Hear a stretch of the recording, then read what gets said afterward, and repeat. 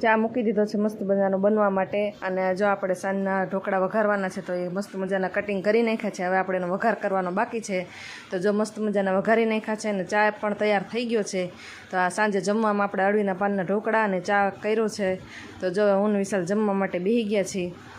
કેવા મસ્ત મજાના લાગે છે. વિશાલને પૂછ્યું કેવા લાગે છે તો કે બહુ મસ્ત. એને તો બહુ જ ભાવે જો કે ઢોકળા.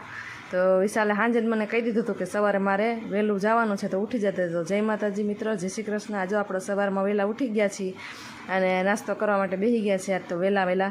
અને આજ વિશાલ જો સવારના 7 ને 5 થઈને તો તૈયાર થઈને નીકળી ગયા હતા, કેમ કે એને આજ વહેલું જવાનું હતું. ત્યાં છે ને કામ હતું એટલે એને વહેલું જવાનું હતું તો તૈયાર થઈને નીકળી ગયા છે. જો તો આ બપોરના જમવામાં જો આપણે કારેલાનું શાક કરવાનું છે.